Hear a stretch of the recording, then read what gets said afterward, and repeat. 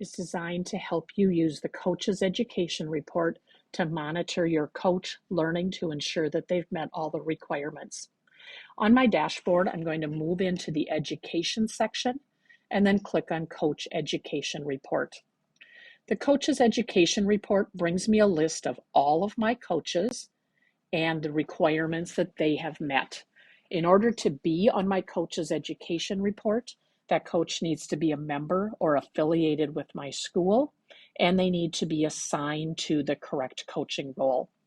Again, by default, this brings me a list of all of my coaches. At the top, I have a number of filters that I can filter and use to make this list more usable. I might search by just the coach's name to find him or her and apply that filter. I might search for my coaches that have either met or not met the requirements. I might search for all my head coaches. I might search by season, and I might search by activity. Generally, choosing one or two of the filters will bring you the best results. Today, I'm going to search by my winter coaches and apply that filter. And this brings me to a list of all of my winter coaches and how they have met their requirements.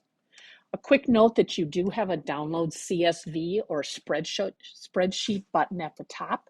When you do this, that could be an easy way to grab a list of email addresses and gives you additional sorting and filtering options. Looking at my list of my winter coaches, anybody who has a check mark next to them has met all of the requirements for coaching at the level and sport in which they're indicated. So first of all, my coaches are listed in alphabetical order. My basketball coaches, boys, my girls basketball, my dance, my gymnastics, and alphabetically through the list. In order to have a check mark, a coach needs to have done the general annual rules meeting. They need to have done the sport-specific rules module. They need to have done the concussion module, and they need to have done the 3 current CERs. That would be Inside Out, Mental Wellness, and DEI.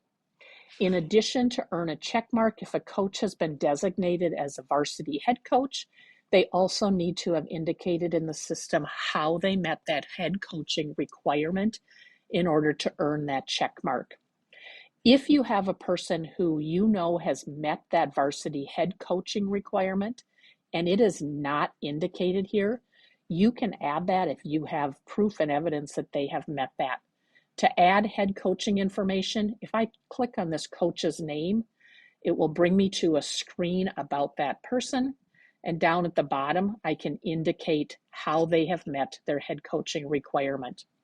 If you have a coach that you believe has met that requirement, but you don't have that evidence and you believe that the league may, either through a head coaching course that they took through us or through the previous website, please email us at info@mshsl.org and we can check to see if that person has met that head coaching requirement.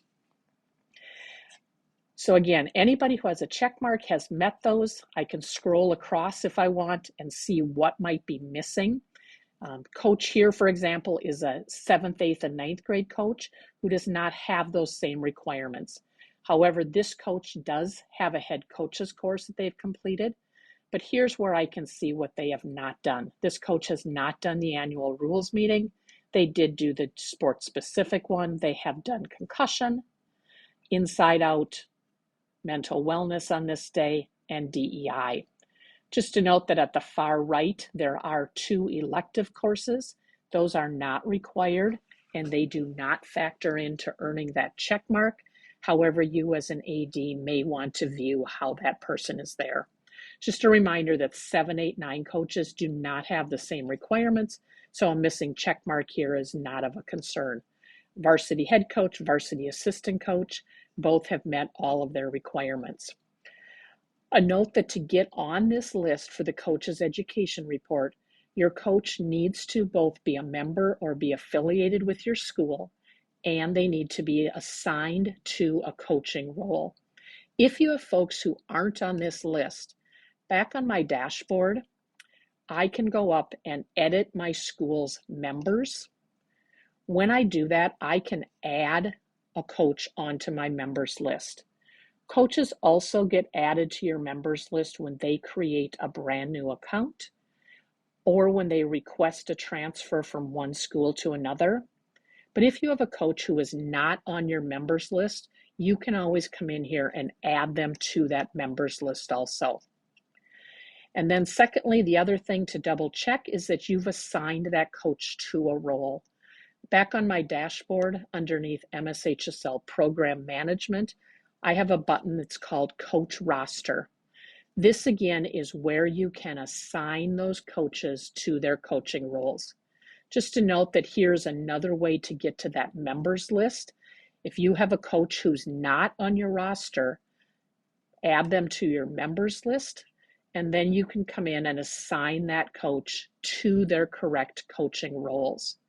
A note that there are also filters up at the top. So if you want to filter your list down and find just a single coach, I can come in and search by my coach and then add one of my BENs to my coaching rosters. So again, a note that back on your dashboard, your coach's education report is where you can monitor that coach's learning. If a coach is not showing up on your coach's education report, the members list and your coach's roster are the place to make that coach a member of your list and assign them to the correct coaching role.